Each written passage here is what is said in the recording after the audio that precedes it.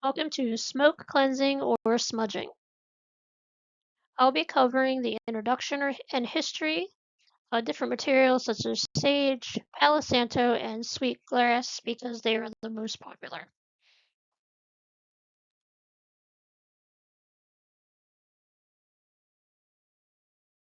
Smoke cleansing, or the burning of botanicals, resins, wood, etc., for health or spiritual purposes, is an ancient practice that is common in a wide variety of cultures and faiths around the world.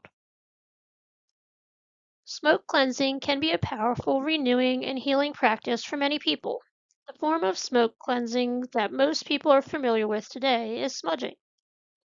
The commercialization of smudging is unfortunate, and it has created serious issues around illegal and/or irresponsible wild harvesting of traditional smudging herbs, and it disregards the wealth of other forms of smoke cleansing that are just as ancient and powerful. According to the Oxford Dictionary, the verb smudge is an English word from the mid-18th century that originally meant to obscure or smother something with smoke, and was often used in terms of filling an area with smoke to get rid of insects or to protect plants from frost. However, in the late 19th to early 20th century in the United States, the word became associated with the smoke cleansing ceremonial practices of some of the First Nations people, in which other rituals are also employed along with smudging in preparation for spiritual ceremonies or personal rites. Other smoke cleansing rituals from around the world often have similar goals and outcomes as smudging, but can also be used to achieve a wide variety of different purposes. Whereas one smoke cleansing practice might be used to connect with the spirit world or as a purifying act in preparation for a ceremony, others are intended to eliminate negative energy, to bring together a community, to create a sacred space, or simply to provide herbal support. What they have in common, however, is that they use burnables that are regionally, culturally, spiritually, or historically significant to the people performing the ritual. One of the earliest written records of smoke cleansing comes from the Vedas. These ancient Hindu texts, written in Sanskrit, detail the use of incense as a healing tool to support recovery from illness and, equally important, to create clean, peaceful, nurturing space in which to heal. We know, however, that long before the Vedas documented this use of smoke cleansing, people throughout the ancient world burned herbs to create sweet smelling smoke in their temples, in their home altars, and in places of healing. In Africa, traditional healers and spiritual leaders burned herbs on charcoal or threw herbal powders into the fire so that the smoke spread around a person and they bathed in it. Depending on the herbs used, the goal might be a purely healing one and/or it might be part of rituals to connect to the spirit world. In ancient China and across Asia, incense was ever present in Buddhist, Taoist, and Shinto temples,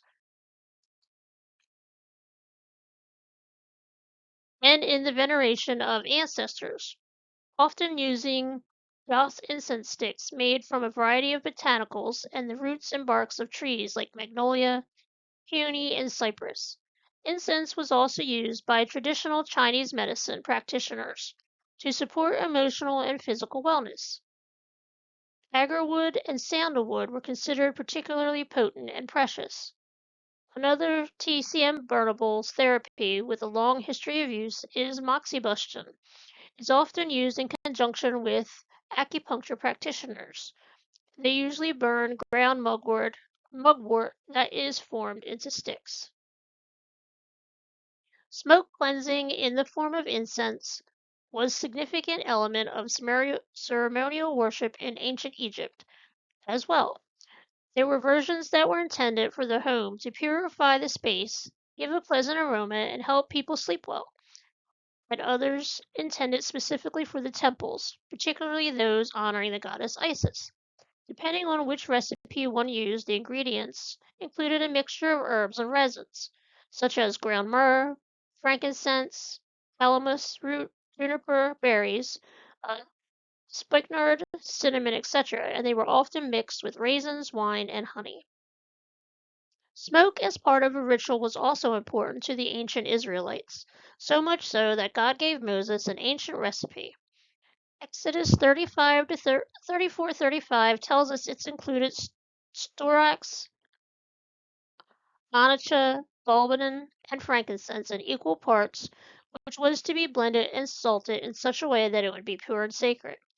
And of course, in the biblical birth of Jesus' story, frankincense and myrrh were two of the three precious gifts given by the wise men. European ritual. Sainting is the age-old Celtic practice. Through this medium of fire and water, sainting, people bring the spirits of the botanical world to their aid in safeguarding, purifying, or healing a person, an animal, a place, an object, or an entire community. Seasonal holidays in the Celtic calendar, like Beltane and Samhain, traditionally include a fire sainting. At this time, communities would build a ritual fire, often with juniper, rowan, or elder. The members of the community would take turns jumping the fire through the smoke to cleanse, or purify, heal, and protect. They would also run their livestock through the smoke and bring the smoke into their homes. Throughout the rest of the year, sainting was used as to mark life's passages, births, handfesting, funerals, etc. Also, individuals or families practice smaller, simpler sainting ceremonies at homes as the mood or need arises. Smoke cleansing was traditionally used in Europe in much more secular ways as well.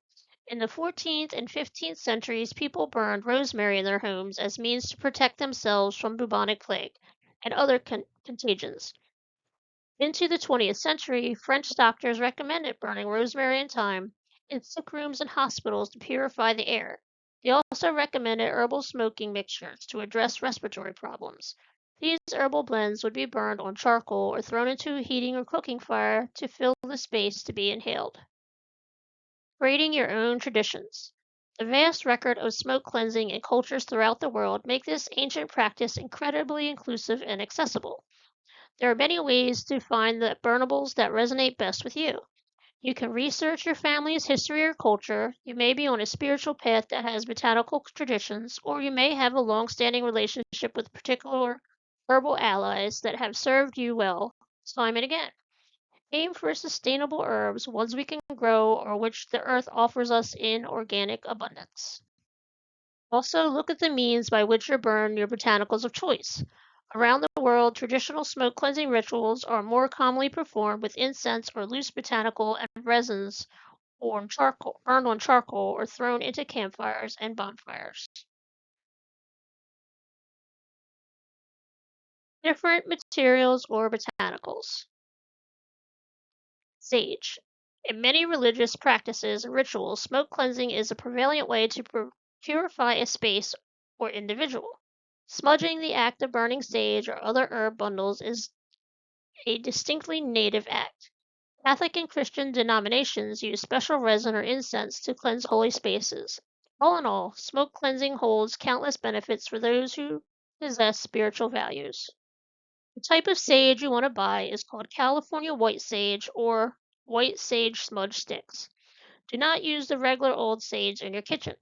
You want to buy high quality, ethically cultivated sage, and I've included some links in the guides in the group. Before burning, open the doors or windows. Before you light up, remember to open a door or window as the unwanted energy you are trying to clear must have a pathway to get out. To prep for the burning, traditionally people use an abalone shell to hold the sage in and then use a feather to fan and spread the smoke around the space when burning sage. If you're just getting into working with sage, you can find sage kits easily online or in your local metaphysical shop. Abalone shells are great because of the shape. They are easy to hold when walking around the space, and they can take the heat created from the burning herbs. Remember, you are lighting something on fire, so make sure you have the right container is important. Now, when I sage, I hold the sage in the shell, and then I use my feather to fan the smoke through the house or areas or person I am cleansing. Light up with care.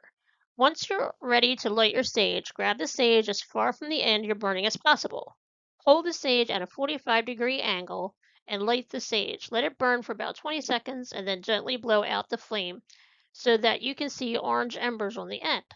Then you can start the process of clearing your space. Sometimes you will find that you can't get your sage to stay lit. If the sage bundle was packed too tightly when made, then the oxygen can't get in properly and the sage won't stay lit. You can loosen the ribbon around the sage and take the tip you are lighting and kind of smash it on the surface to give it a little breathing room. This helps to keep your sage smoking. Consider the alternatives. Sometimes there's sage spray. You can use that if you're in a spot that is a no smoke zone and it's easy to travel with and it smells pretty good. Usually what I do, I walk around my house with my sage in the shell. I start with my altar. That's where I light it at. I usually don't blow mine out. I just light it and it'll burn it out itself. And then you'll see the smoke come out. I work from room to room, and I have a saying I got online that I use when I do it. I fan it, the smoke with my feathers as I walk around, and then I say, Smoke of air, fire of earth, cleanse and bless this home and hearth. Drive away all harm and fear. Only good may enter here. And I say that as I go room to room the whole time I'm doing it. Some people do sage daily, some people they smudge daily, some weekly. I do mine on the full moon and new moon. That's how I do my rituals. But once you get started, you'll find what works for you. It's a personal thing, I think, but some people are really sticklers for saying you should do it every day, but you don't have to. And I will let it burn out. You can use the same sage stick for a while. I just let it go out. I did have one that burned and I could not get it out, but I have since learned that you can put it in water and it'll dry back out and you can reuse the rest of it. But I have, if um, I let all the little bits stay in my shell and just keep reburning everything until I can't burn it anymore because I just try to use it all up. I don't like to waste it. Palo Santo.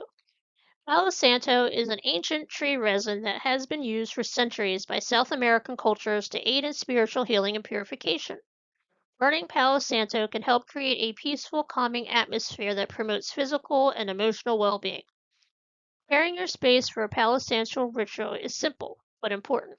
It sets the stage for you to get the most out of your experience. Palo Santo is an incredible tool for clearing negative energy and inviting positive vibes into any space.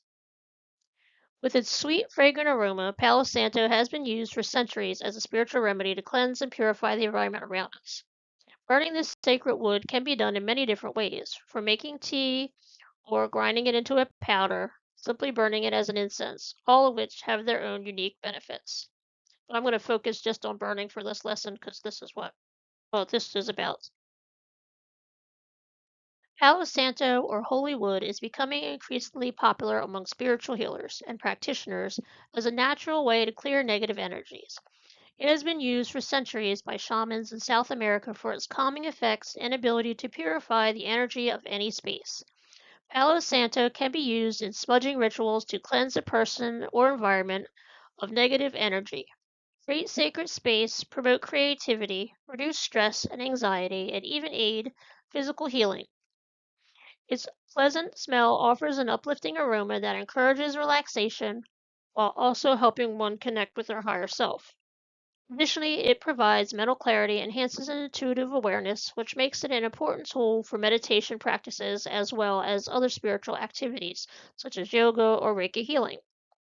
With its many benefits for both physical and emotional well being, it is no wonder that Palo Santo is becoming so popular among those seeking spiritual healing today. Palo Santo has a variety of benefits for healing and wellness. Its calming, uplifting aroma helps reduce stress and anxiety. In addition, it promotes physical healing and encourages relaxation and mental clarity. It also promotes intuitive awareness, which makes it an important tool for medical meditation practices and spiritual practices. And I keep a stick. I work from home, and I keep a stick by my desk.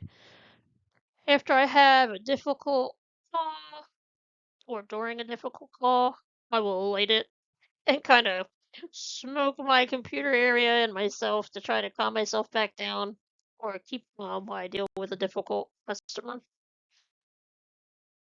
How to use Palo Santo. Start by clearing the area where you plan to burn Palo Santo. Make sure it's free of any clutter or distraction. Finding the right type of Palo Santo to buy can be a challenge, but it doesn't have to be. With a few simple tips and tricks, you can easily find the perfect Palo Santo for your spiritual practices. First off, look for wood that is sustainably sourced from either Peru or Ecuador. These are the two primary sources of Palo Santo in the world today. Secondly, make sure to select Palo Santo that is at least 3 years old. This ensures that it has been properly aged and will burn more slowly than younger cuts of wood.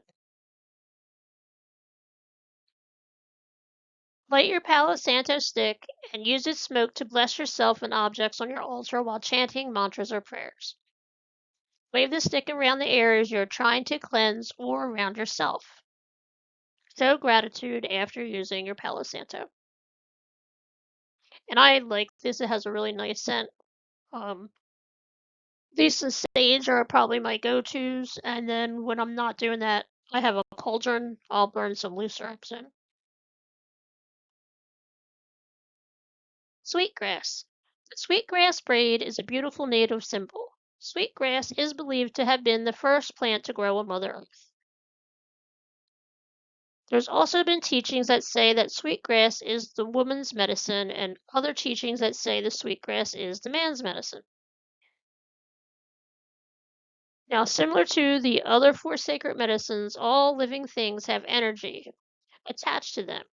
In the old teaching, sweetgrass is said to be the hair of the Mother Earth, and Mother Earth has feminine energy, which might be why people said that it is women's medicine. However, sweetgrass also represents strength, which is more of a masculine energy.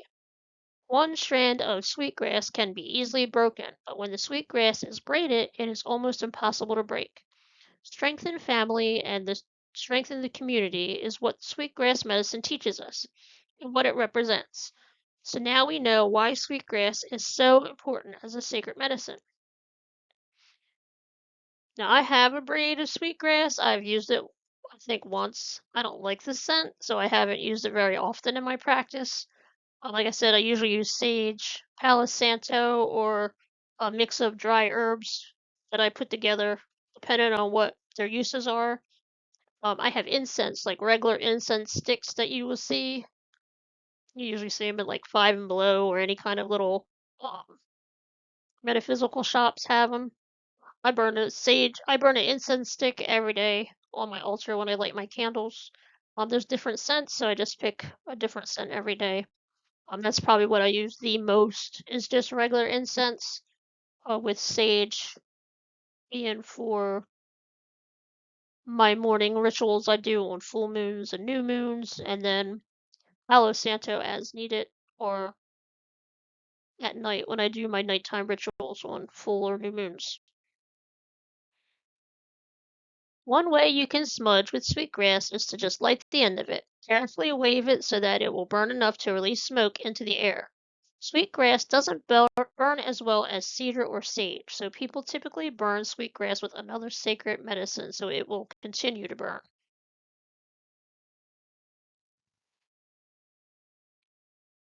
First, you want to smudge your feather so that you are cleansing the feather and purifying it. You then smudge your head and your eyes so that you are only think good thoughts and see good and the positive in everything. Then you want to smudge your mouth so that you are only saying, and that's like out, like, put it in your mouth, you're just smudging in that area, so that you only say positive things. And after you finish smudging your whole self, you allow the smoke to touch everything else in the room. And just like sage, you can put it in a shell and use feather, or you can use it like Palo Santo and just hold it, the end that's not burning, and just go around with it and smudge it that way as well.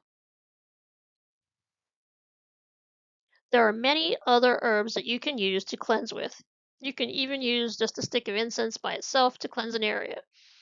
I have started growing my own herbs to dry and use for different practices. Rosemary, basil, bay leaf, cinnamon, mugwort, and lavender are all popular herbs that are sometimes blended in with sage sticks to add extra benefits of the properties of those herbs to the ritual or to cleansing.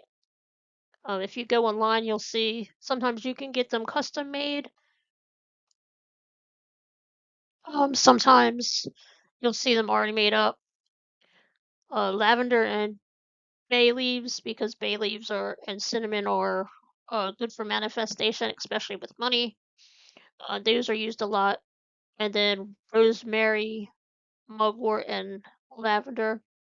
You'll see those used by themselves. Mugwort's good for anything to do with intuition or psychic dreaming and things like that. So it's really interesting, all the different things that you'll see blended in. Hopefully that helps as a beginner's guide to smudging or staging. Let me know in the comments if you enjoyed it or not. And I will list the articles that I used. I used a couple different articles for this, so I will also list them as a in the guides for pages to check out.